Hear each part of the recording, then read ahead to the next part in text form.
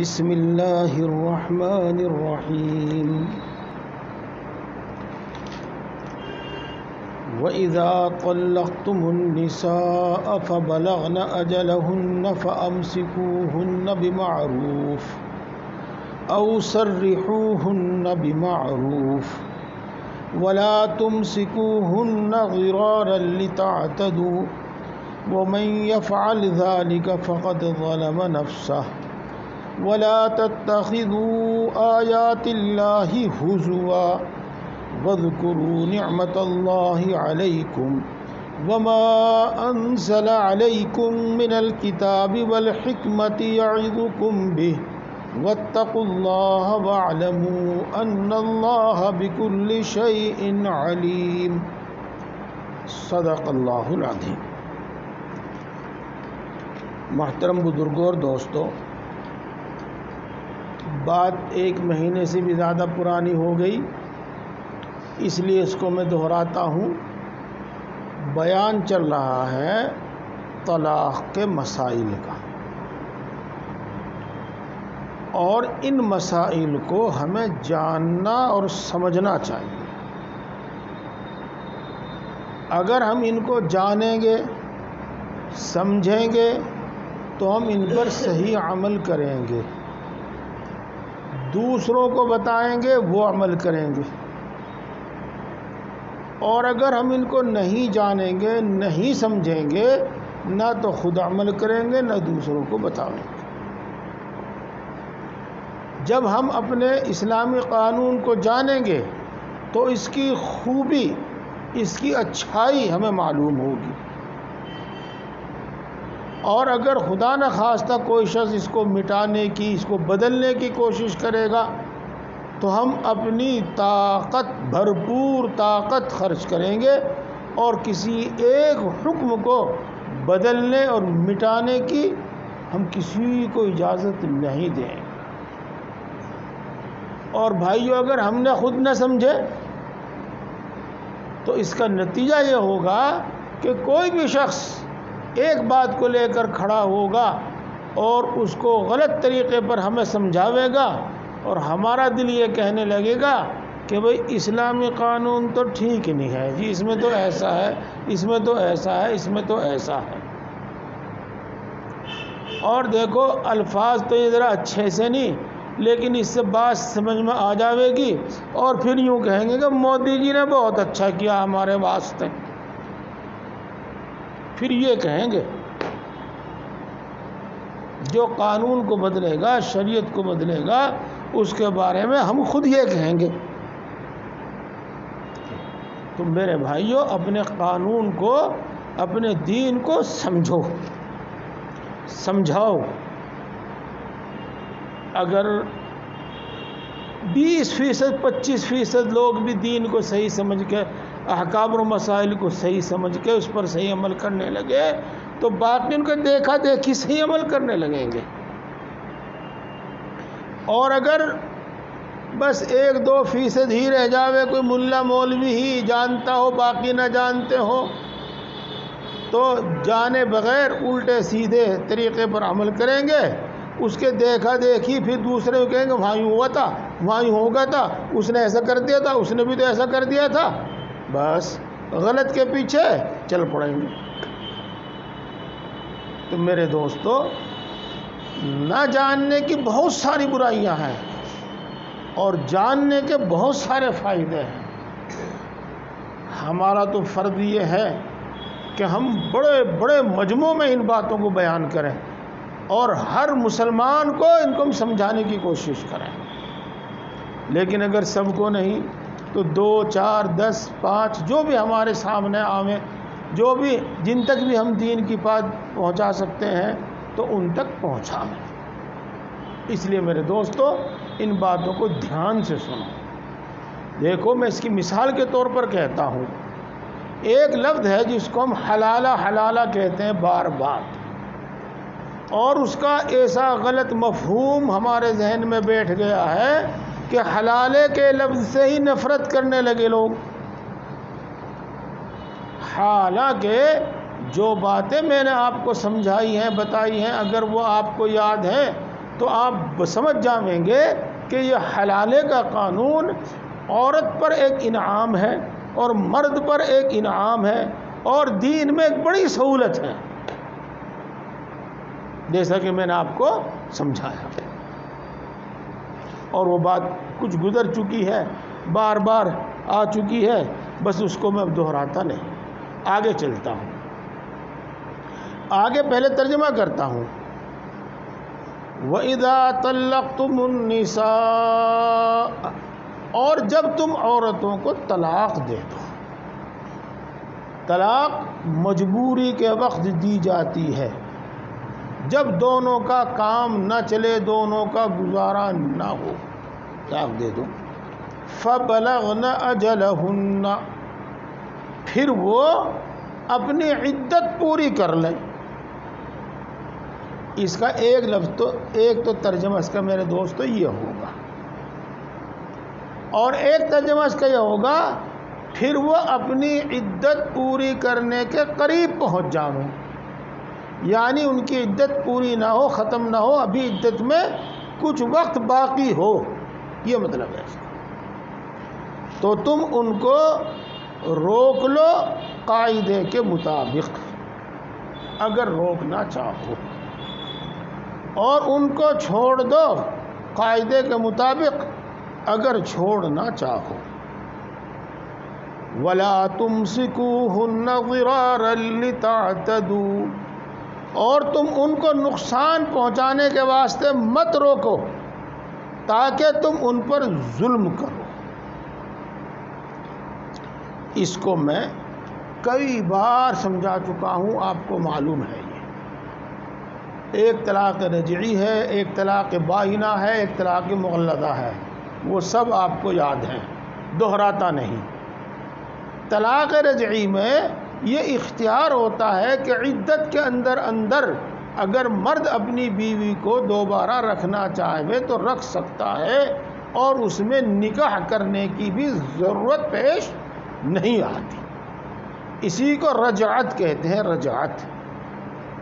تو جب تک اگر طلاق رجعی دی ہو، جب تک اس کی عدت پوری نہ ہو، اگر تم اس کو روکنا چاہو پھر اپنے نکاح میں، تو قاعدے کے مطابق اس کو روک لو، جو بھی قاعدہ شریعت کا ہے، جو بھی قانون شریعت کا ہے۔ اور اگر تم اس کو چھوڑنا چاہتے ہو، روکنا نہیں چاہتے، تو قاعدے کے مطابق اس کو چھوڑ دو۔ روکنے کا کیا قاعدہ ہے وہ آگے آ رہا ہے کہ وَلَا تُمْسِكُوهُنَّ ضِرَارًا لِتَعْتَدُوا، اگر تم اس کو روکنا چاہو قاعدے کے مطابق روک لو، یعنی اس کے ساتھ اچھی طریقے سے نباہ کرنے کا ارادہ کر لو، اور اچھی طرح نباہ کرنے کی تمہیں امید ہو، تمہیں گمان ہو تو روک لو، لیکن ان کو نقصان پہنچانے کے واسطے نہ روکو، نقصان پہنچانے کے واسطے نہ روکو۔ ہاں، ہمارے بہت سے نوجوان غصے میں کہتے ہیں نہ تو تجھے طلاق ہی دوں گا، نہ تجھے رکھوں گا، بیچ میں لٹکا کر رکھوں گا تجھے۔ تو یہی ہے وہ معاملہ، یہی ہے وہ معاملہ کہ روک تو لی کسی کے کہنے سننے سے یا کسی بھی وجہ سے، لیکن اب اس کے ساتھ اچھا برتاؤ نہیں کرتا، نہ اس کے ساتھ پیار محبت سے بولتا ہے، بات کرتا ہے، نہ اس کو خرچہ دیتا ہے، نہ اس کی بیماری میں اس کا دھیان رکھتا ہے، تو اس کو پریشان کرنے کے واسطے مت روکو، قاعدے کے مطابق روکو اگر تم روکنا چاہو تو، نہیں تو چھوڑ دو، اور چھوڑو بھی تو قاعدے کے مطابق چھوڑو، اس پر کوئی ظلم نہ کرو، اس کو کٹی جلی باتیں مت کہو، اس کو رسوا مت کرو، اور اس کا جو حق، جو پیسہ تمہارے طرف بیٹھتا ہے پورا پورا ادا کر دو۔ مثلا اگر ابھی تک مہر نہیں ادا کیا تھا تو مہر ادا کر دو،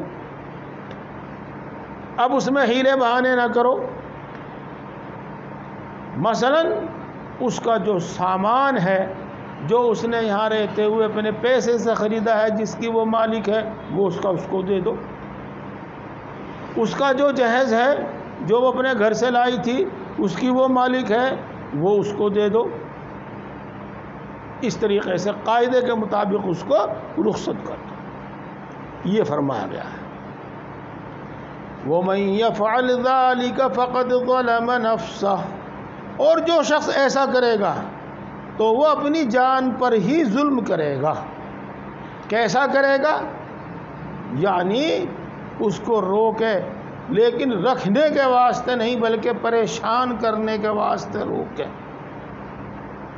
اور اس کو چھوڑے لیکن قاعدے کے مطابق نہ چھوڑے بلکہ اس پر ظلم اور زیادتی کر کے چھوڑے.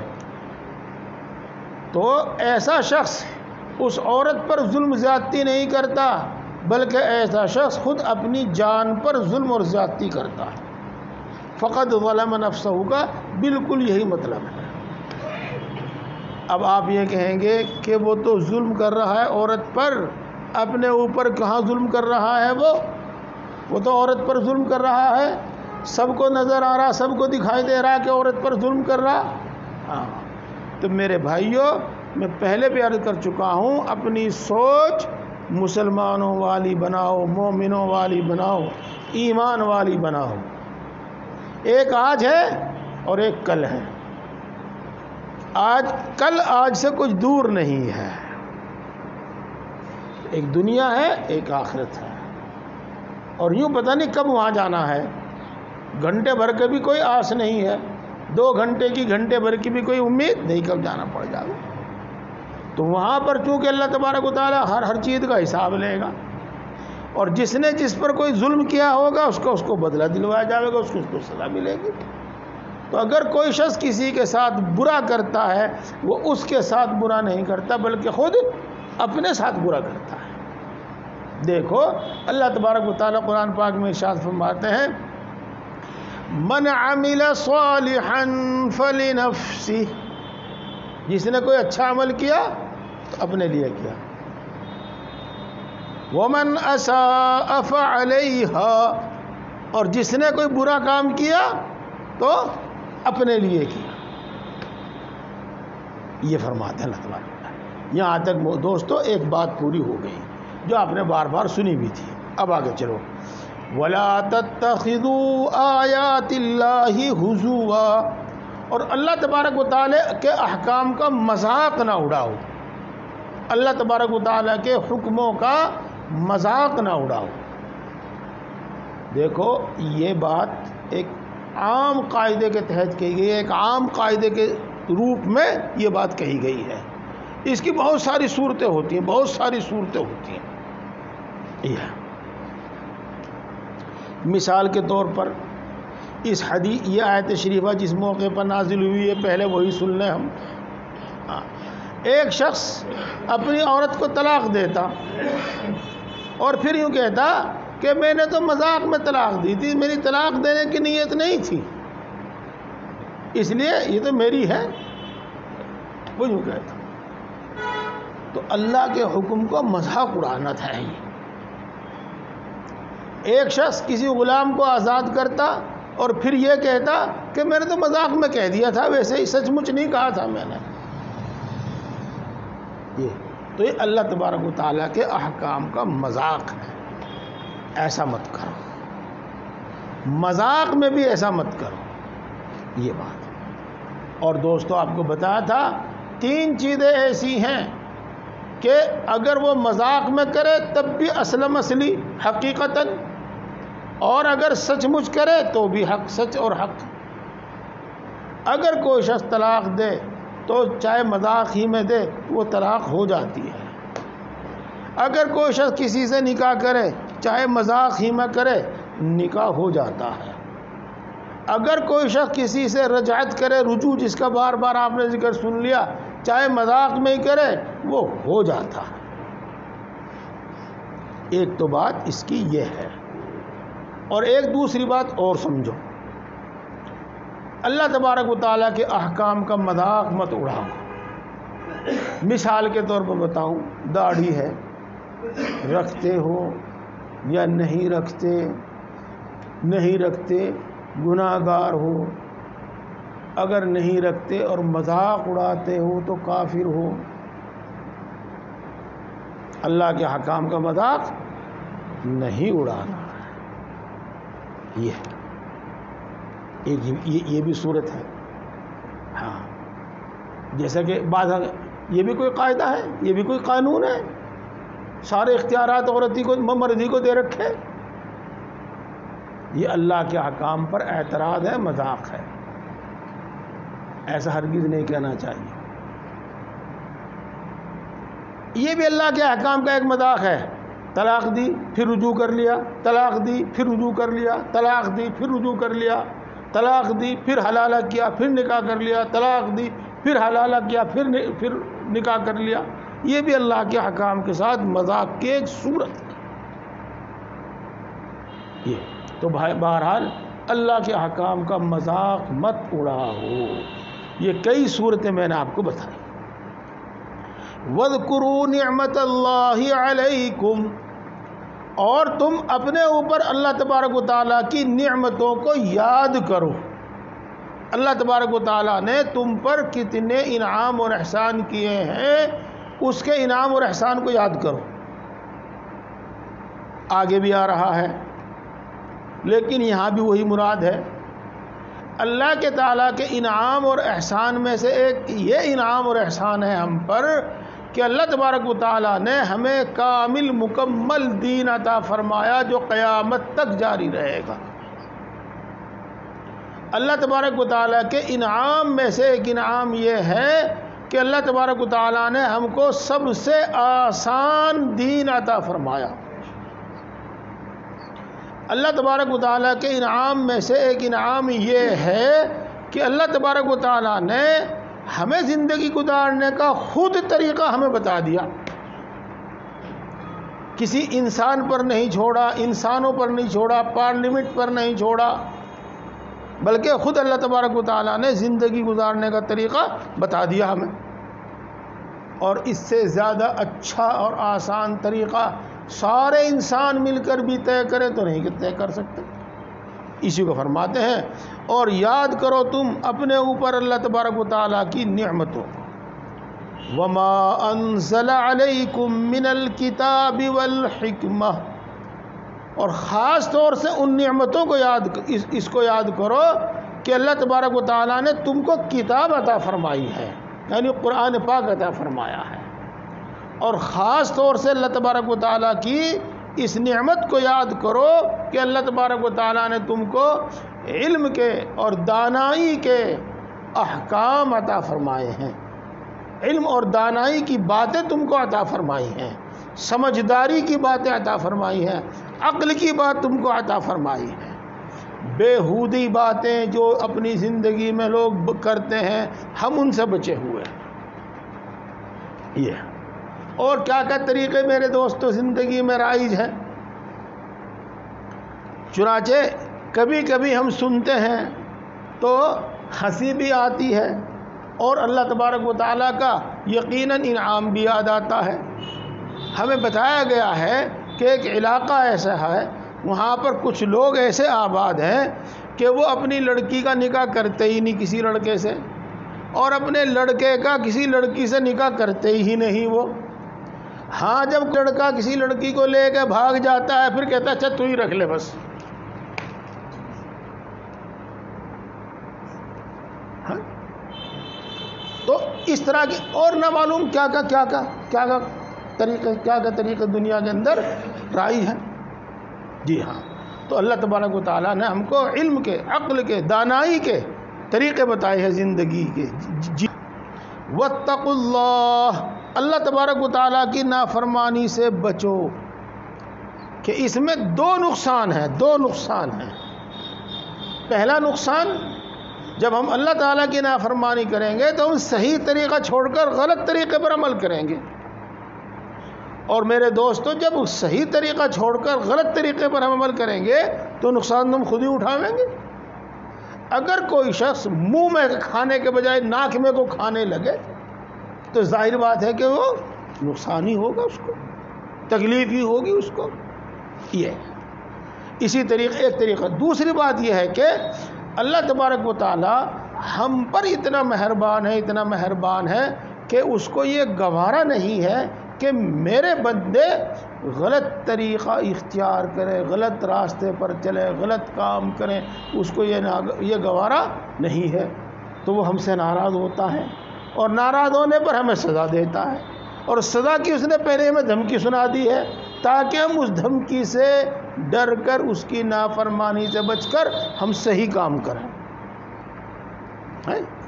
مثال کے طور پر دیکھو، ایک ماں کہتی ہے اپنے بیٹے کو، اچھا آ جا تو گھر، جب گھر آئے گا جب دیکھوں گی تجھے،